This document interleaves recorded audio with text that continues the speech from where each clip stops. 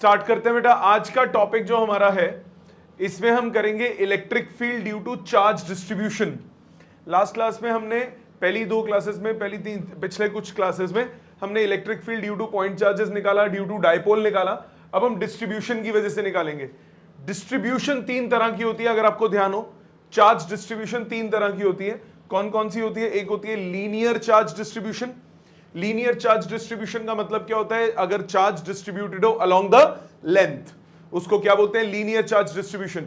अगर charge distributed हो along the area, उसको क्या बोलते हैं? Surface charge distribution. तीसरा, अगर चार्ज डिस्ट्रीब्यूटेड हो अलोंग द वॉल्यूम, उसको क्या बोलते हैं? Volumetric charge distribution. Linear charge distribution में आप डिफाइन करते हो लैम्डा। लैम्डा क्या होता है? Charge per unit length. याद है?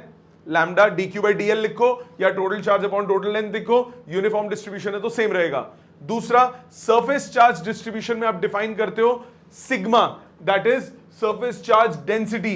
इसको क्या बोलते हैं? Charge per unit area. Volumetric charge distribution में आप डिफाइन करते हो rho, volume charge density, that is charge per unit volume. ये सबको याद है अच्छे से? जैसे आप फोर्स निकालते थे, आप क्या करते थे? एक छोटा सा एलिमेंट लेते थे, उसकी वजह से फोर्स निकालते थे और इंटीग्रेट करते थे। यहां पे भी यही काम करना है। स्मॉल एलिमेंट लोगे, उसकी वजह से फील्ड निकालोगे और इंटीग्रेट कर दोगे। जितनी टेक्निक हमने पहले की इंटीग्रेशन की, सारी टेक्निक्स यूज होंगी। जितने क्वेश्चंस हमने पहले फोर्सेस में किए थे, सारे क्वेश्चन एग्जैक्टली इलेक्ट्रिक फील्ड में आ जाएंगे। फर्क सिर्फ क्या होगा कि जब आप फोर्स निकालते थे तो डिस्ट्रीब्यूशन होती थी और एक चार्ज होता था। इलेक्ट्रिक फील्ड निकालेंगे तो वो दूसरा चार्ज क्या हो जाएगा? 1 कूलम। बाकी कॉन्सेप्ट क्या रहेगा? Exactly same. ठीक। सो चार्ज डिस्ट्रीब्यूशन के केसेस करते हैं। We'll start with the most simplest of all. सबसे सिंपलेस्ट जो केस था वो वाले केस से शुरू करते हैं। हेडिंग डाल लीजिए, रजिस्टर खोल लीजिए, हेडिंग डालिए electric field due to distribution of charge.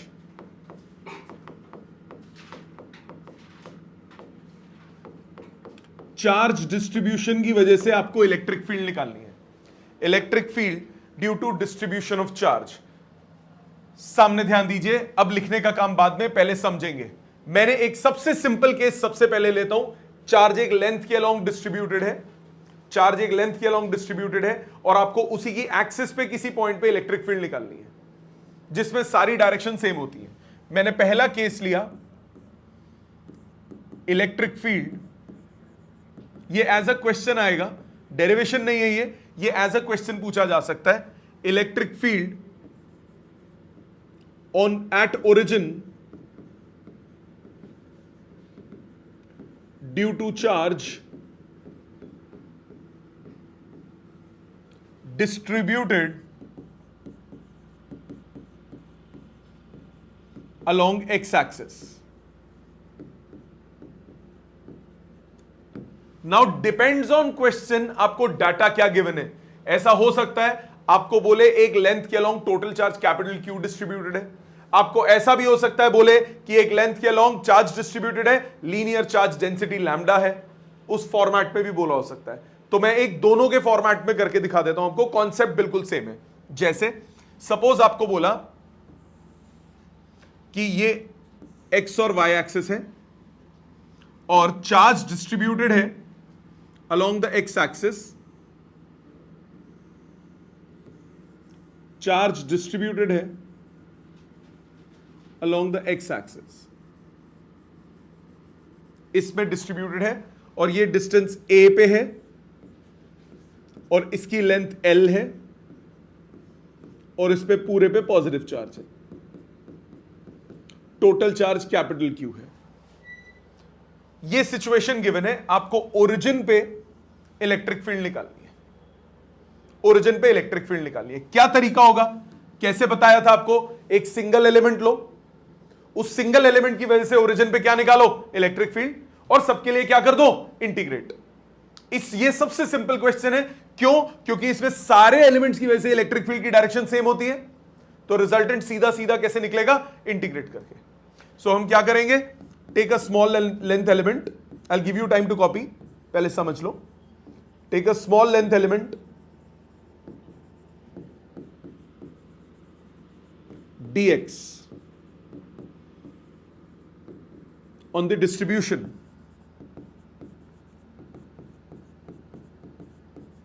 at a distance x from origin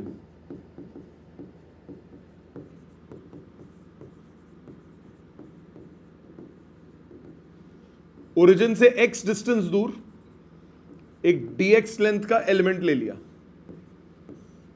origin से x डिस्टेंस दूर एक dx लेंथ का लेंथ एलिमेंट ले लिया। इस पे चार्ज अगर आपको निकालना है तो वो कैसे निकालोगे? लैम्डा यूज करोगे।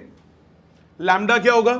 Total charge upon total length, या फिर part of charge divided by that part of length dx। मानते हो?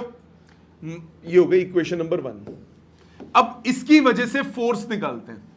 इस एलिमेंट पे पॉजिटिव चार्ज है, यहां अगर पॉजिटिव कंसीडर करूंगा तो फोर्स इस तरफ होगी कि नहीं होगी, यानी इलेक्ट्रिक फील्ड इस तरफ होगी कि नहीं होगी। सो स्मॉल इलेक्ट्रिक फील्ड निकालेंगे। Electric field due to this length element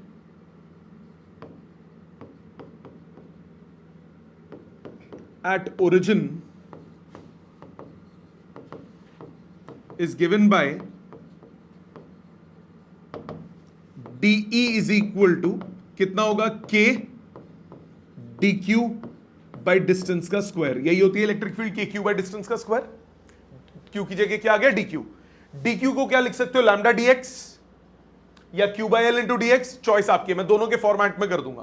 पहले लैम्डा लिख रहा हूं, लास्ट में अगर लैम्डा की वैल्यू डालनी होगी तो डाल देंगे। dq को क्या डाल सकते हैं? लैम्डा dx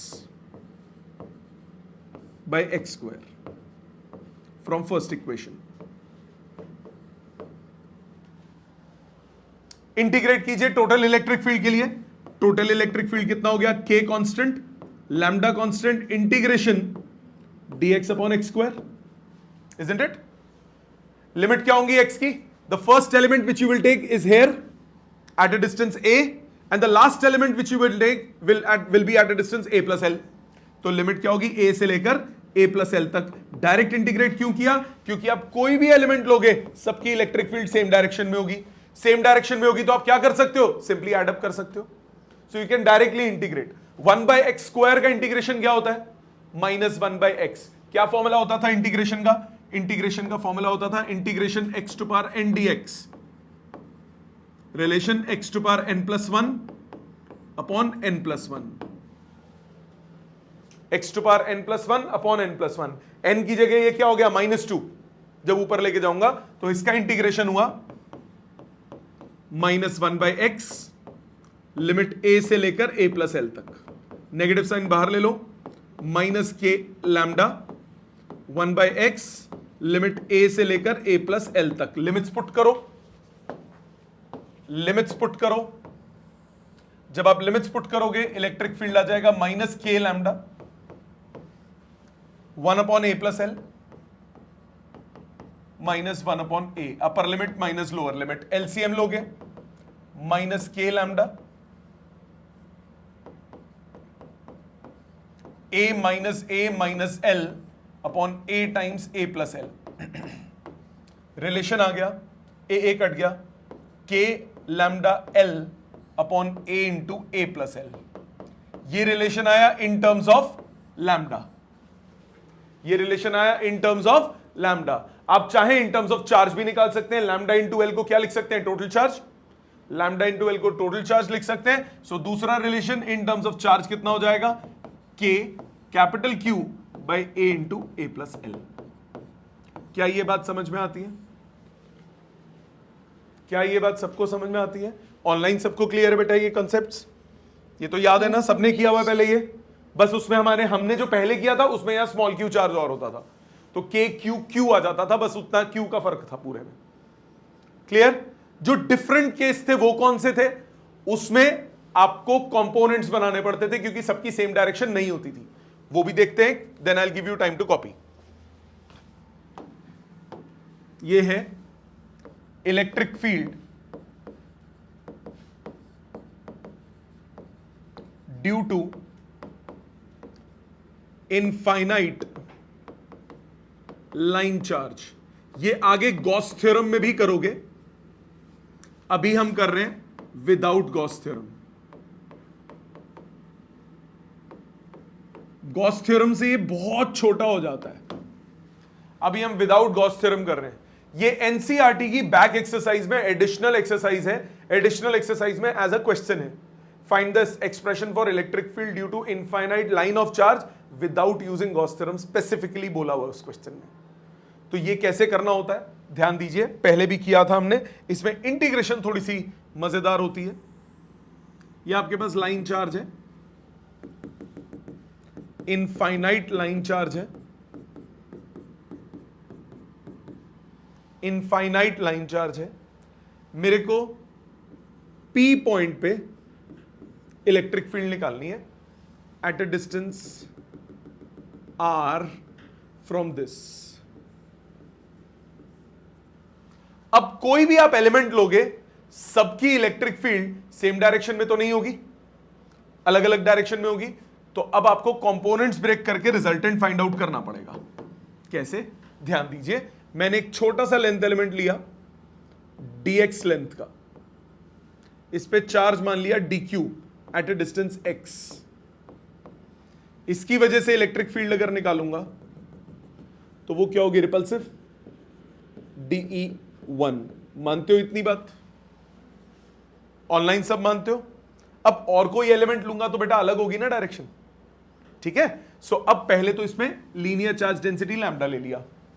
इंटरेस्टिंगली इसमें आप टोटल चार्ज नहीं निकाल सकते क्योंकि इनफाइनाइट लेंथ है ना, चार्ज तो बहुत सारा होगा।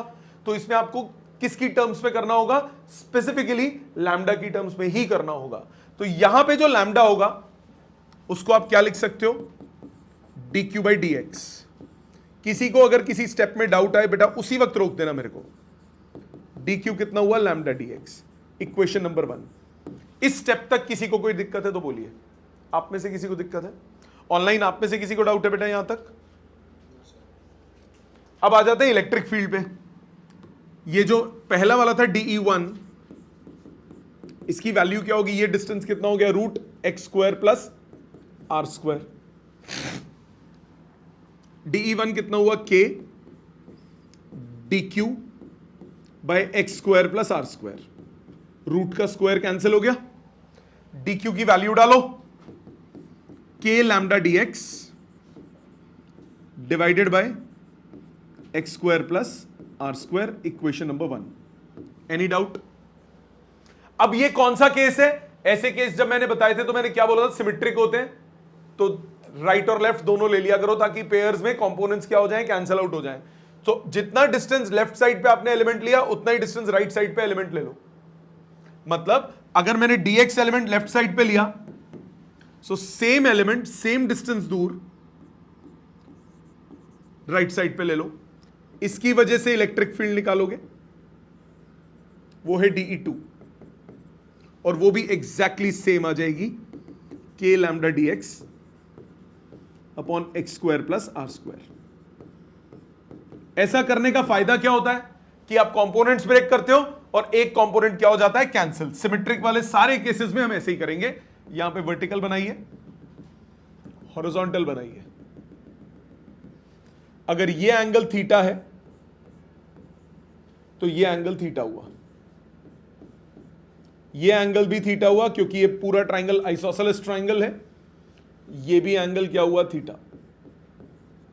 dE1 के दो कंपोनेंट्स, dE1 के दो कंपोनेंट्स राइट साइड पे हुआ, dE1 cos थीटा, अपवर्ड आया dE1 sin थीटा। dE2 के दो कंपोनेंट्स, dE2 cos थीटा, और ऊपर कितना आया, dE2 sin theta. Horizontal components क्या हो गए, कैंसिल आउट, और वर्टिकल कंपोनेंट्स क्या हो गए, add up. So net electric field due to these two components, these two elements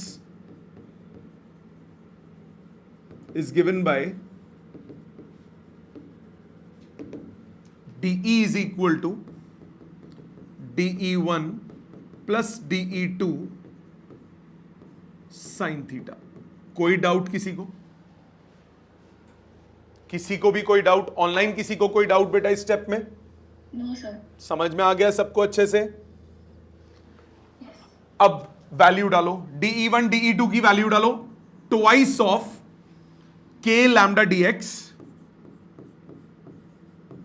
bye x square plus r square. और साइन थीटा की value क्या हो गई? साइन थीटा किस ट्राइंगल से निकालेंगे? साइन थीटा इस ट्राइंगल से निकाल लेंगे।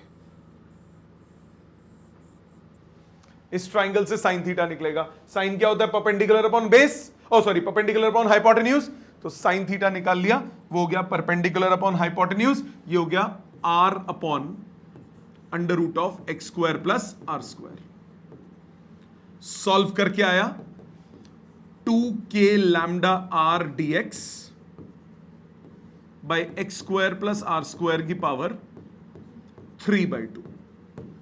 टोटल इलेक्ट्रिक फील्ड निकालनी है, इंटीग्रेट कर देंगे, 2 constant, k constant, lambda constant, r constant, integration dx upon x square plus r square की पावर 3/2।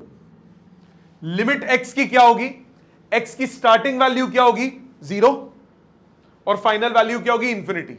वैसे x क्या होगा?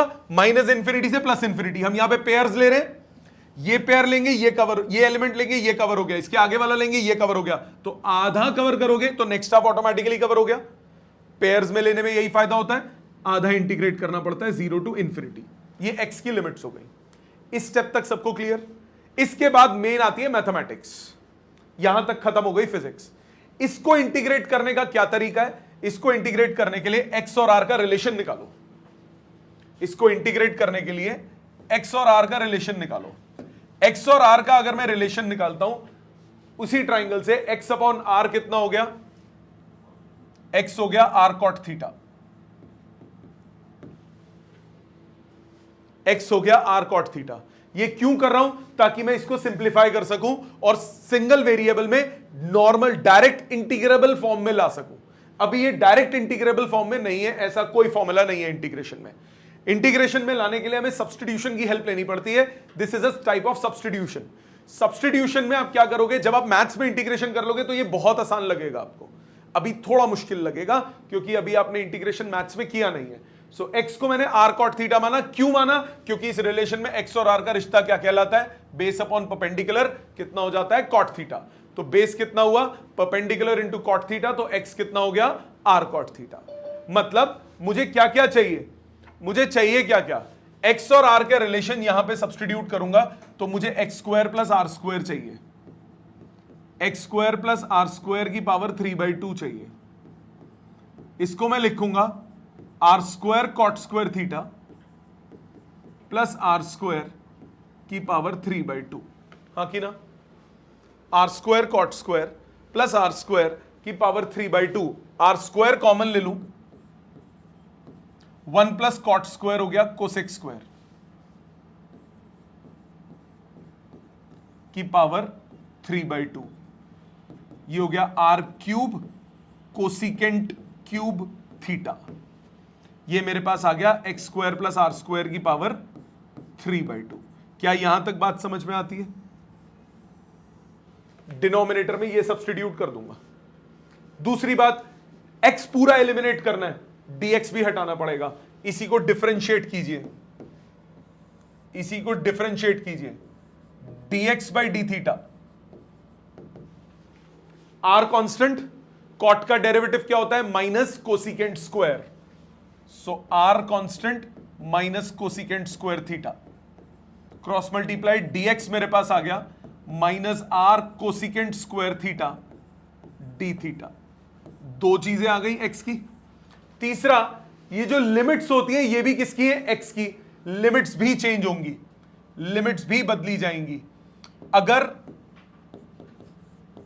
x की वैल्यू 0 है, जो कि लोअर लिमिट है, x को अगर मैं 0 डालता हूं तो कॉट थीटा कितना आ गया? 0। x को अगर हम 0 डालते हैं तो कॉट थीटा आ गया 0। कॉट थीटा 0 कब होता है? जब थीटा कितना हो? π/2। इसी तरह अगर मैं x को नॉट डिफाइंड डालता हूं यानी इंफिनिटी डालता हूं तो कॉट थीटा कितना हुआ? नॉट डिफाइंड यानी इंफिनिटी। थीटा कितना आ गया 0। सारे वेरिएबल्स चेंज हो गए, मतलब हर जगह से x मैंने रिमूव कर दिया। ये x इक्वल टू 0 से x इक्वल टू इंफिनिटी था, मैंने हर जगह से x रिमूव कर दिया। सब्स्टिट्यूट करेंगे इन सबको, सब्स्टिट्यूट इन इक्वेशन नंबर 3, हमारे पास क्या आएगा, ध्यान दीजिए। e की value 2k lambda r as it is. सबसे पहले लिमिट्स को बदलते हैं, 0 से इंफिनिटी है, तो जब 0 था तो थीटा कितना हो गया π/2, और जब इंफिनिटी था तो थीटा कितना था 0, तो लिमिट्स क्या हो जाएंगी π/2 टू 0, तो लिमिट हो जाएगी π/2 टू 0। दूसरी बात, dx की जगह क्या है, -r cosecant square theta d theta. dx की जगह हो गया -r cosecant square theta d theta. Denominator पे आओ, डिनोमिनेटर में x square plus r square की पावर 3/2, उसकी वैल्यू कितनी है r³ cosec cube theta, so r³ cosec cube theta. समझ में आया? आज पिछली बार से बेटर हुआ समझने में, दूसरी बार तीसरी बार कर रहे हो। इसीलिए कहते हैं कि सिर्फ एक बार करने से कभी नहीं होता, बार बार करो। एक बार करोगे चीजें समझ में आएंगी, दूसरी बार करोगे छोटे छोटे पॉइंटर्स जो पहले रह गए वो फिर समझ में आएंगे। 3-4 बार चीजों को करना जरूरी है, तब जाके अच्छे समझ में आएगी, और इंटीग्रेशन कर लोगे तो बिल्कुल ही इजी हो जाएगा ये। सॉल्विंग करते हैं, r और r कट गया, r स्क्वायर से r बाहर, -2k lambda by r, cosec cut गया, π/2 to 0 sine theta d theta. फुद्दू सा इंटीग्रेशन, साइन का इंटीग्रेशन क्या होता है -cos 2k lambda by r, sine का डिफरेंशिएशन क्या होता है +cos, साइन का इंटीग्रेशन क्या होता है -cos theta, limit π/2 to 0, minus minus cut गया, 2k lambda by r, cos 0 minus cos π/2। cos 0 कितना होता है 1, cos 90 क्या होता है 0, 2k lambda by r into 1 minus 0। So final expression for electric field मेरे पास कितना आ गया, 2k lambda by r, k की वैल्यू डाल दो, 2 lambda by 4 pi epsilon not r, तो रिलेशन आया lambda by 2 pi epsilon not r। ये एग्जैक्ट फॉर्मूला आप करोगे किसमें, गॉस थ्योरम में। ये विदाउट यूजिंग गॉस थ्योरम है, हाईली अनलाइकली की पेपर में आए, बट अप्रोच आनी चाहिए आपको, क्योंकि एंट्रेंसेस में हाइपोथेटिकल सिचुएशंस बहुत पूछी जाती हैं, तब आपको अप्रोच ही नहीं पता होगी तो आप सॉल्व कैसे कोशिश करोगे। ठीक है, प्लीज इतना लिखिए, फिर हम आगे चलते हैं। ऑनलाइन सबको यहां तक क्लियर है बेटा? सारे बच्चों को, जपलीन, महक, मेहर, रूहीन, सक्षम, समायरा, सबको क्लियर है? आप सबको क्लियर है बेटा? प्लीज ध्यान से लिखिए, कोई स्टेप नहीं समझ में आए तो पूछिएगा। आगे ध्यान दीजिए, अब जो केस कर रहा हूं ये बहुत इंपॉर्टेंट है, बहुत इंपॉर्टेंट है, सिलेबस का है, as a derivation, as main pointers ये काम आएगा, और मैं इसको करने के बाद साइड हो जाऊंगा। अब आराम से लिखना, ये लिखना बहुत जरूरी है, ये बहुत इंपॉर्टेंट है। हेडिंग है electric field on axis of uniformly charged ring।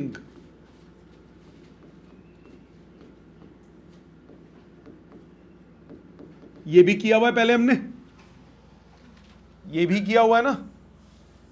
इसको हमने दो तरीके से किया था, एक मैंने आपको कराया था सिंगल एलिमेंट लेके इंटीग्रेट करके, और एक कराया था पेयर लेके। ठीक है, पेयर लेके करेंगे, वही सबसे सिंपल मेथड वही है। ये मैंने इस पे चार्ज मान लिया, प्लीज ध्यान देंगे, लिखने का समय इसको मिलेगा। मैंने इस पे चार्ज मान लिया, यूनिफॉर्मली डिस्ट्रीब्यूटेड है चार्ज, ये सेंटर हो गया। इसकी एक्सिस पे P पॉइंट पे मुझे इलेक्ट्रिक फील्ड चाहिए, इसकी एक्सिस पे P पॉइंट पे मुझे क्या चाहिए, इलेक्ट्रिक फील्ड चाहिए eight a distance x from the centre. Radius हो गया a। पहली बात, चार्ज डेंसिटी, इसमें लैम्डा कितना होगा, total charge upon total length q by 2πa होगा कि नहीं? अगर मैं एक छोटा सा लेंथ एलिमेंट लेता हूं इसके सरफेस पे dl लेंथ का, इस पे चार्ज माना dq, तो यही लैम्डा किसके इक्वल हो जाएगा? dq by dl। So dq कितना हुआ? q by 2πa into dl। इस स्टेप तक कोई डाउट है तो प्लीज बोलिए। इस छोटे से बेबी एलिमेंट की वजह से p पॉइंट पे इलेक्ट्रिक फील्ड निकालेंगे।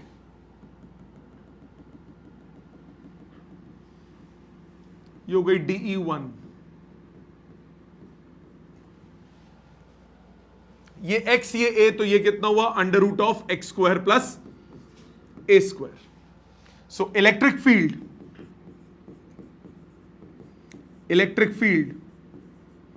at P due to length element AB,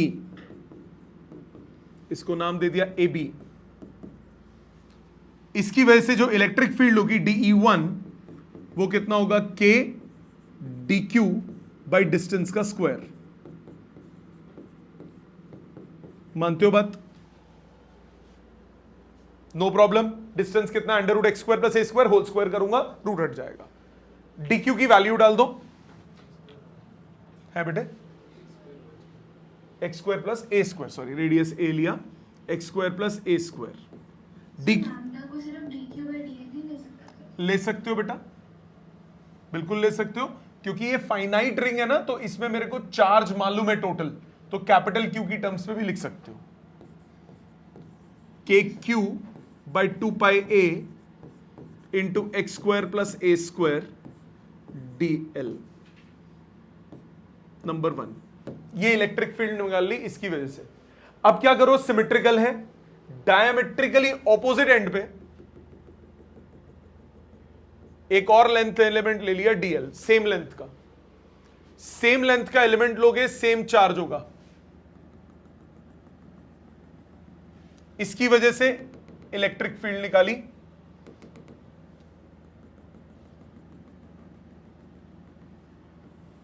ये मान ली dE2,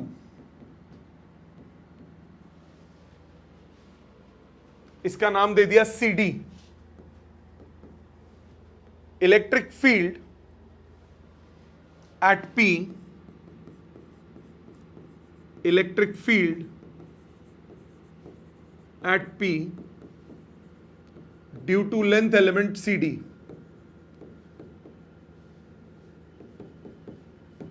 उसको dE2 बोल दिया, same expression, same value KQdl by 2πa into x square plus a square. Number 2, यहां तक तो कोई दिक्कत नहीं, सेम क्यों है ये बात क्लियर। इसके बाद क्या करोगे? कंपोनेंट्स में ब्रेक करोगे, कंपोनेंट्स में ब्रेक करके रिजल्टेंट निकालोगे। ये मैंने कंपोनेंट्स बना लिए, एक्स और वाई। इस एंगल को मैंने लिया थीटा, ये भी एंगल थीटा, ये भी एंगल थीटा वर्टिकली ऑपोजिट, ये भी थीटा। dE1 के दो components, dE1 cos, dE1 sin, dE2 cos, dE2 sin। ऊपर आया dE2 sin theta, right side आया dE2 cos theta, dE1 cos theta, और डाउनवर्ड आ गया dE1 sin theta. Vertical components cancel हो गए, हॉरिजॉन्टल कंपोनेंट्स ऐड हो गए। सो नेट इलेक्ट्रिक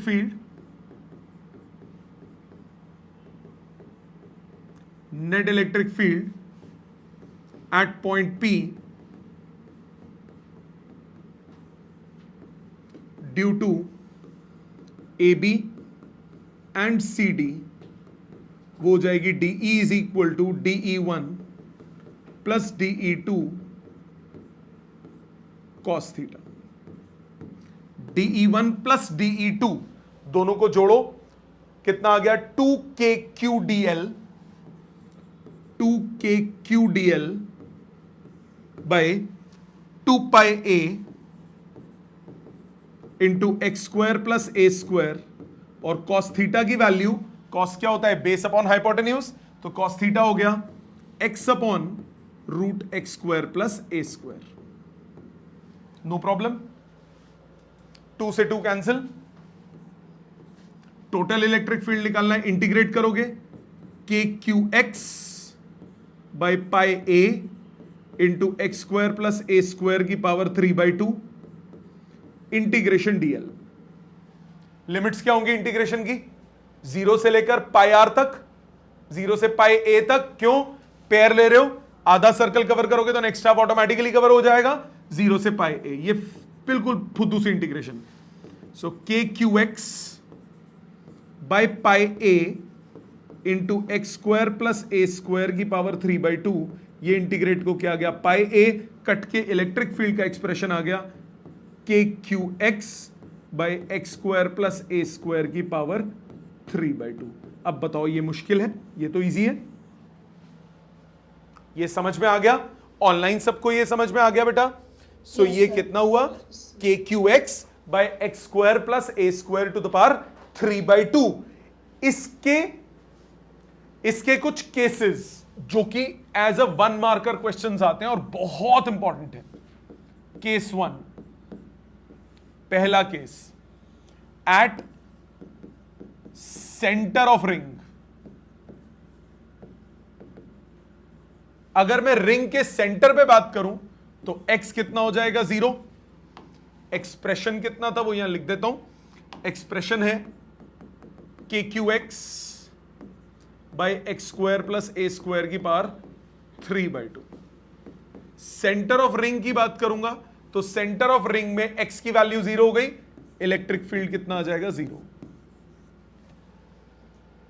x को 0 डालो, E कितना आ गया? 0। आप इसको लॉजिकली एक और तरीके से सोच सकते हो।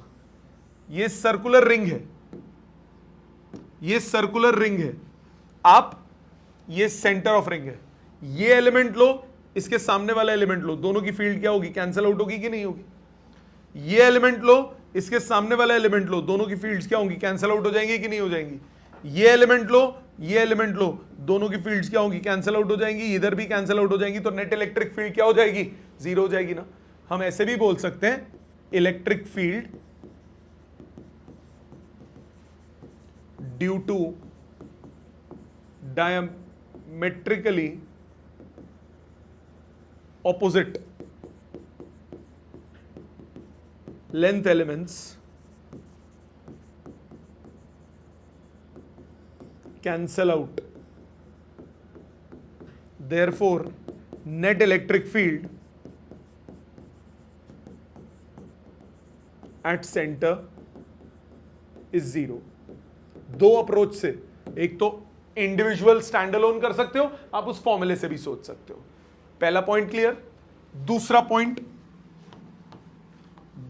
Point case 2, if point of observation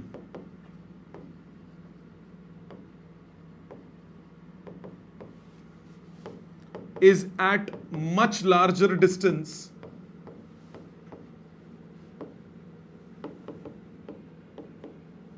as compared to radii।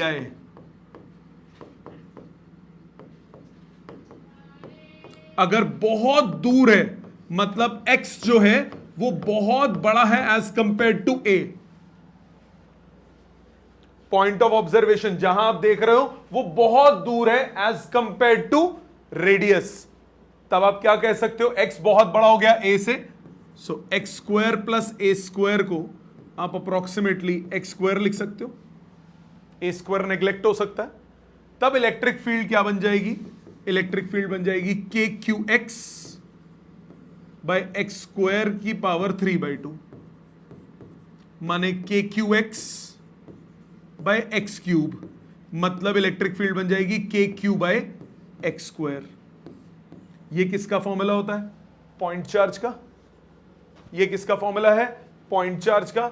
मतलब हम क्या बोल सकते हैं? Therefore charged ring will behave as a point charge, will behave as a point charge if point of observation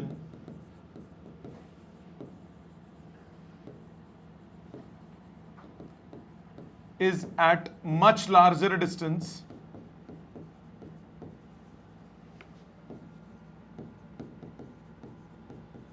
as compared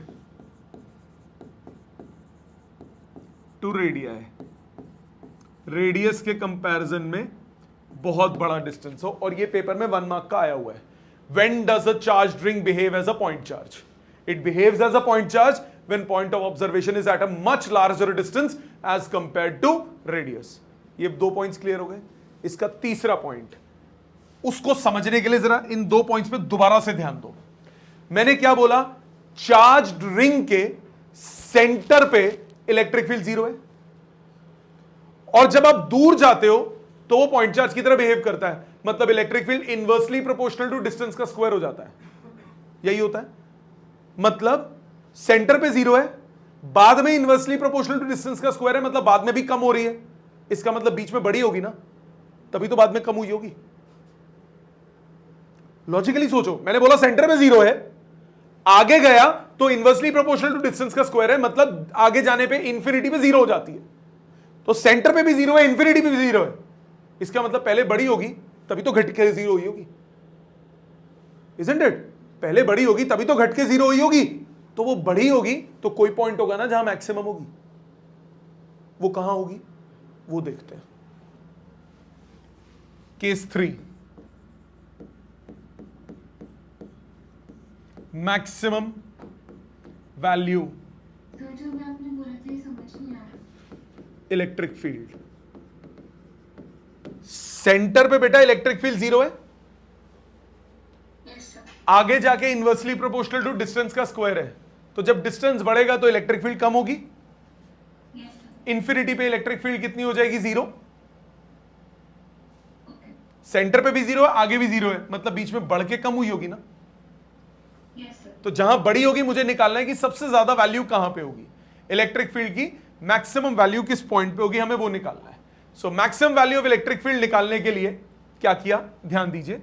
maximum minima का concept याद है? Maximum minima, जिस चीज को मैक्सिमम या मिनिमम करना होता है उसका डेरिवेटिव किसके बराबर करते हो? 0 के. याद आया? जिस चीज की वैल्यू, अगर आपको E की वैल्यू है, जैसे यहां पे इलेक्ट्रिक फील्ड आपके पास है, इलेक्ट्रिक फील्ड आपके पास है KQX by x square plus a square की पावर 3/2. DE बाई DX निकालिए, इसको डिफरेंशिएट कीजिए. K और Q कांस्टेंट है, डिविडेंड रूल लगेगा. डिविडेंड रूल लगेगा डिफरेंशिएशन का. डिविडेंड रूल क्या होता है? डिनोमिनेटर का स्क्वायर आ जाता है डिनोमिनेटर में. न्यूमरेटर में क्या आता है? डिनोमिनेटर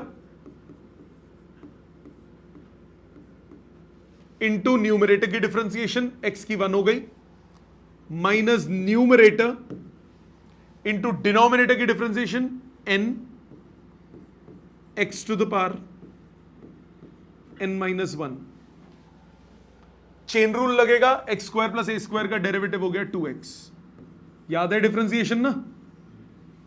अगर नहीं याद अभी मैथ्स में और करोगे डिटेल में. डिनोमिनेटर का स्क्वायर डिनोमिनेटर में, ऊपर आया डिनोमिनेटर इंटू न्यूमरेटर की differentiation minus numerator x into इसकी डिफरेंशिएशन. इसकी डिफरेंशिएशन क्या हो गई? n एक टू पावर n माइनस 1, और इसका चेन रूल लगा दिया. 2 से 2 कैंसिल. न्यूमरेटर में x square plus a square की power 1/2 common. X square plus a square की पावर 1/2 कॉमन. बचा क्या? 3/2 में से 1/2 बाहर लेंगे, सिर्फ 1 बचेगा, और ये बचा 3x स्क्वायर. डिनोमिनेटर में आपके पास है x square plus a square का cube. Base same power subtract, तो इसका डेरिवेटिव आया के Q into A square minus 2x square divided by x square plus a square. 3 minus 1/2 हो गया 5/2. क्या बताया था आपको? मैक्सिमम या मिनिमम के लिए फॉर मैक्सिमम और मिनिमम इसका डेरिवेटिव किसके बराबर कर देते हो? 0 के. सो फॉर मैक्सिमम और मिनिमम इलेक्ट्रिक फील्ड का डेरिवेटिव किसके बराबर हो जाएगा? 0 के. इसका डेरिवेटिव 0 के बराबर होने का मतलब a square minus 2x square किसके बराबर आ गया? 0 के। मतलब x कितना आ गया? Plus minus a/√2। इतने डिस्टेंस पे या तो वो मैक्सिमम होगा या वो मिनिमम होगा। हमें कैसे पता क्या होगा? वो कैसे पता लगता है? डबल डेरिवेटिव से। ध्यान आया? वर्किंग रूल क्या था? दोबारा सुनो। आपको जिस चीज को मैक्सिमाइज या मिनिमाइज करना होता है उसका डेरिवेटिव निकालते हो, 0 के बराबर करते हो, कंडीशन निकल जाती है। फिर दोबारा डिफरेंशिएट करते हो और ये कंडीशन पुट करते हो। अगर पॉजिटिव आ जाए तो वो क्या होता है? मिनिमम। नेगेटिव आ जाए तो क्या होता है? मैक्सिमम। ध्यान दो इधर, इसको दोबारा डिफरेंशिएट करते हैं, चेक करते हैं। ज्यादा लंबा नहीं है, देखने में लंबा है फुद्दू सा। d2e/dx2 दोबारा डिफरेंशिएट किया de/dx को, ये रहा de/dx, इसको डिफरेंशिएट, kq कांस्टेंट, और इसमें फिर से क्या लग जाएगा? Dividend rule. kq constant, dividend rule लगाओ। डिनोमिनेटर का स्क्वायर, डिनोमिनेटर का स्क्वायर कितना आ गया? x square plus a square की power 5, x square plus a square की पावर 5। ऊपर आया denominator x square plus a square की पावर 5/2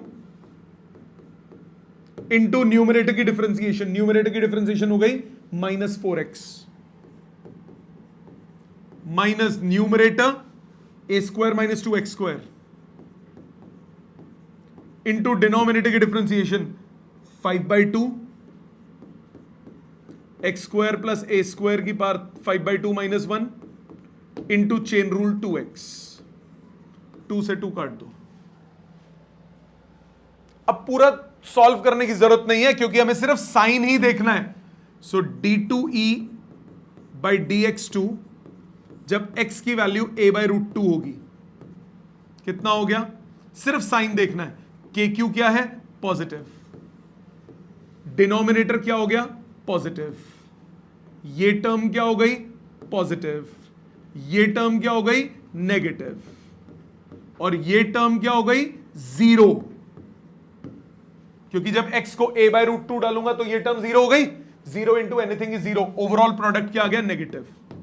देयरफॉर इलेक्ट्रिक फील्ड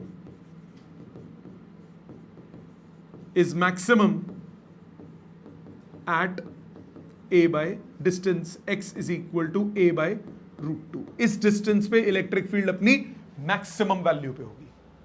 कहने का भाव सिंपल सा ये है कि अगर मैं ग्राफिकल प्लॉटिंग करूं इलेक्ट्रिक फील्ड विद डिस्टेंस की, ये सेंटर, ये एक्स एक्सिस, ये वाई एक्सिस, इलेक्ट्रिक फील्ड है वाई एक्सिस पे, एक्स एक्सिस पे डिस्टेंस। सो ग्राफ कैसा बनेगा? सेंटर पे है 0, पहले वो बढ़ेगी फिर वो कम होने लगेगी। कहां तक बढ़ेगी? मैक्सिमम वैल्यू क्या होगी? a/√2 पे। सेम चीज लेफ्ट साइड पे होगा, उल्टी डायरेक्शन में, क्योंकि राइट साइड पे अगर इलेक्ट्रिक फील्ड पॉजिटिव ले रहे हो, इलेक्ट्रिक फील्ड राइट साइड पे क्या होगी? इसी तरफ। पॉजिटिव कंसीडर करूंगा तो लेफ्ट साइड पे इलेक्ट्रिक फील्ड उल्टी तरफ होगी, तो बस डायरेक्शन उल्टी हो जाएगी। तो यहां पे भी इलेक्ट्रिक फील्ड पहले बढ़ेगी फिर उसके बाद कम होने लगेगी। किस डिस्टेंस तक? -a/√2 तक, क्योंकि नेगेटिव एक्स एक्सिस है ना। ये ग्राफ बहुत इंपॉर्टेंट है। समझ में आई बात? सारे केसेस का निचोड़ इस ग्राफ में। सेंटर पे 0, a/√2 पे मैक्सिमम, और फिर इनवर्सली प्रोपोर्शनल टू डिस्टेंस का स्क्वायर। Got it? समझ में आया? पक्का? इसको लिखो, ये बहुत इंपॉर्टेंट केसेस है, बहुत इंपॉर्टेंट। और ये कोर्स का है सारा, ये जो मैंने लिखा, प्लीज इसको लिखो अपने हाथ से। आगे ध्यान दीजिए, आखिरी केस आज का। ये केस सीबीएसई में नहीं है, एंट्रेंसेस के लिए करना है सिर्फ, और फाइनल रिजल्ट याद रखना है। फाइनल रिजल्ट आपको याद रखना है। केस क्या है? आपको इलेक्ट्रिक फील्ड निकालनी है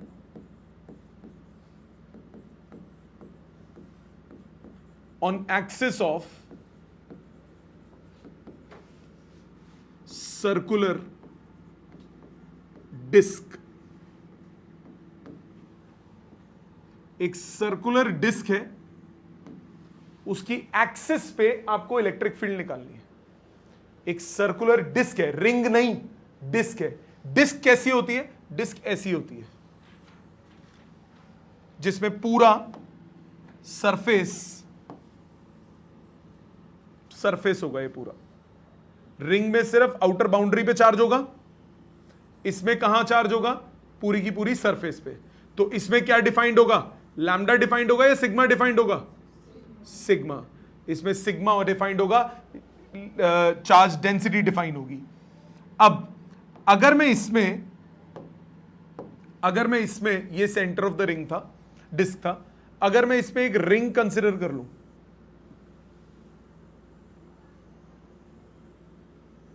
एक रिंग कंसिडर कर ली जिसका रेडियस है आर और विड्थ है डी आर या delta R. D are width है और रेडियस है आर। तो एरिया ऑफ रिंग जो हमने कंसिडर की वो कितना होगा? Pi r plus d r का square minus pi r square. हाँ कि ना? 10th में किए ना ऐसे क्वेश्चन, एरिया ऑफ ट्रैक निकालना है तो क्या करते हो? पूरे का एरिया में से अंदर वाला एरिया क्या कर देते हो? सब ट्रैक कर देते हो। सो पाई आउटर रेडियस कितना है? आर प्लस डी आर, उसके स्क्वायर में से pi r square subtract कर दो। क्या आएगा? पाई, सॉल्विंग करो, r square plus d r का square plus 2r d r minus r square. R square से r square cancel, d r का स्क्वायर नेग्लेक्ट कर दिया क्योंकि डी आर बहुत छोटा होता है, उसका स्क्वायर नेग्लेक्टेड, बचेगा 2 पाई आर डी आर। ये इस रिंग का छोटा सा एरिया आ गया। अब इसकी एक्सिस पे मुझे इलेक्ट्रिक फील्ड निकालनी है, मैं डिस्क की। अब मैं डिस्क दोबारा बना लेता हूं। ये डिस्क है, इस डिस्क का रेडियस है स्मॉल ए। मैंने इसमें एक रिंग कंसिडर करी जिसका रेडियस है स्मॉल आर, जिसका रेडियस है स्मॉल आर। जो स्मॉल ए है वो पूरी डिस्क का रेडियस है। इस रिंग की वजह से इलेक्ट्रिक फील्ड निकालनी है, इस पूरे डिस्क की वजह से इलेक्ट्रिक फील्ड निकालनी है एक्सिस पे, पी पॉइंट पे।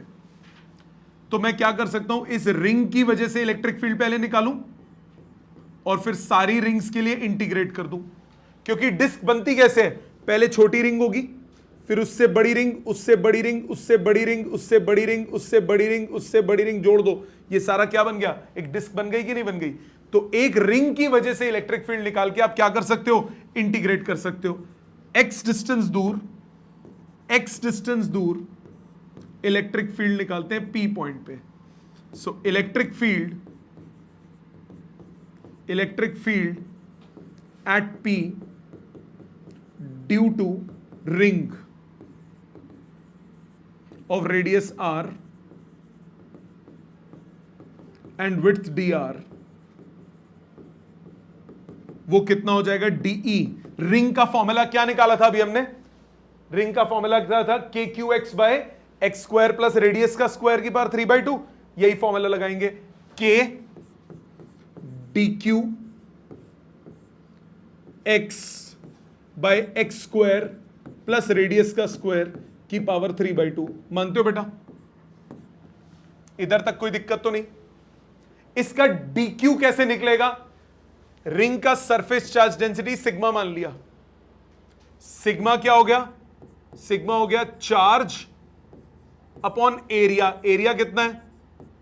2 पाई आर डी आर। तो चार्ज, सॉरी, ऊपर था चार्ज अपॉन एरिया। सो आपके पास dQ की वैल्यू कितनी आ गई?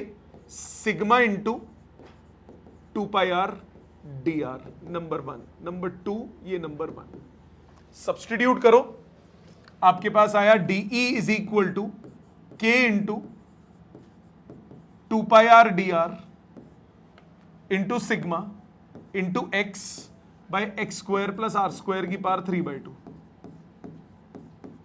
मानते हो यहां तक?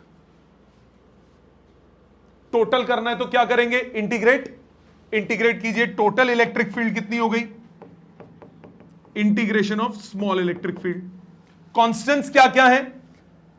To constant, pi constant, k constant, sigma constant, x constant, r constant नहीं है, एक्स कांस्टेंट है, सेम डिस्टेंस है। सो क्या बाहर आया इंटीग्रेशन से? Two constant, pi constant, k constant, two constant, pi constant, sigma constant, x constant, integration r d r upon x square plus r square की पावर 3/2। और r is a variable, r is a variable, r is not constant, क्योंकि जो अलग अलग rings है उनका radius सबका अलग अलग होगा। लिमिट्स क्या होंगी? लिमिट होंगी आर की। सबसे छोटी रिंग जो होगी उसका रेडियस क्या होगा? 0, और सबसे बड़ी रिंग जो होगी उसका रेडियस क्या होगा? ए। सबसे छोटी रिंग का रेडियस क्या होगा? 0, और सबसे बड़ी रिंग कॉर्नर वाली लोगे उसका रेडियस क्या है? ए। तो लिमिट क्या हो गई? 0 से लेकर ए तक। प्रॉब्लम अब इसको इंटीग्रेट कैसे करें? इसको इंटीग्रेट करने का बड़ा ही सिंपल तरीका है। ये देखने में खतरनाक है फुद्दू। क्यों? अभी आपको थोड़ा सा सोचने में दिक्कत आएगी, आगे नहीं आएगी जब आप इंटीग्रेशन कर लोगे। ऐसे क्वेश्चंस में हम क्या सोचते हैं, ये जो नीचे आपके पास है इसका डेरिवेटिव न्यूमरेटर में दिख रहा है मेरे को। आर एक्स स्क्वायर तो कांस्टेंट है, उसका डेरिवेटिव क्या हो गया? 0। आर स्क्वायर का डिफरेंशिएशन क्या होगा? 2r dr। 2 ये रहा बाहर, आर डी आर ऊपर दिख रहा है। तो इसको भी हम सब्स्टिट्यूट करते हैं। Let x square plus r square को कोई वेरिएबल ले लो, मान लो टी ले लिया, कुछ भी वेरिएबल ले सकते हो, मर्जी तुम्हारी, वाई ले लो, टी ले लो, कुछ भी ले लो। अब चेंज करो, x square plus r square को टी लिया, डिफरेंशिएट करो, 0 plus 2r is dt by d r. तो आपके पास dt कितना कन्वर्ट हो गया? 2r dr।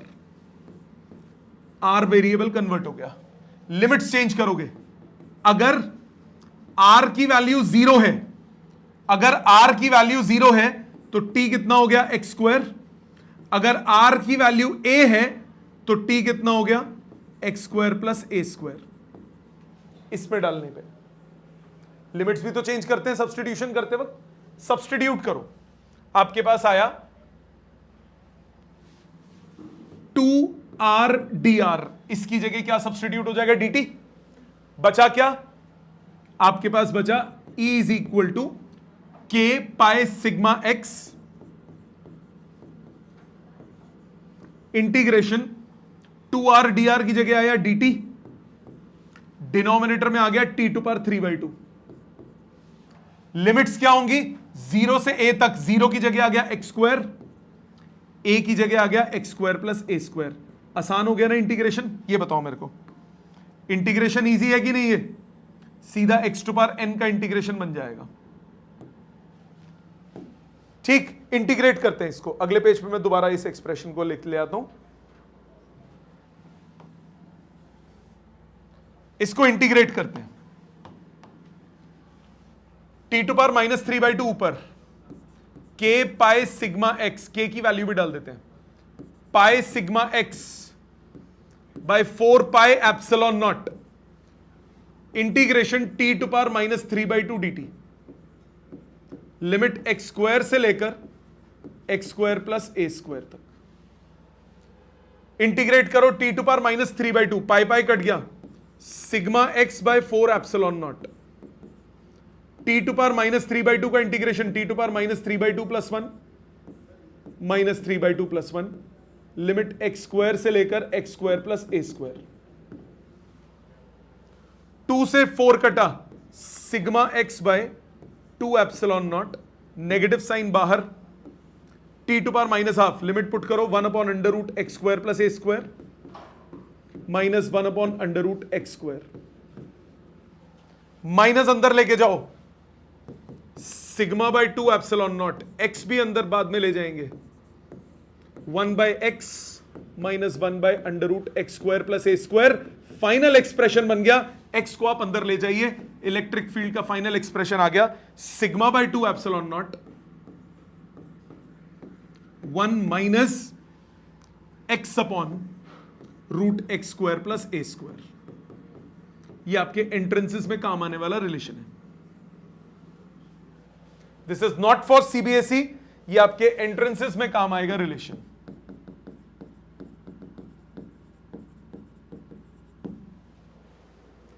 मुझे एक छोटी बात बताओ, यहां तक सबको समझ में आ गया?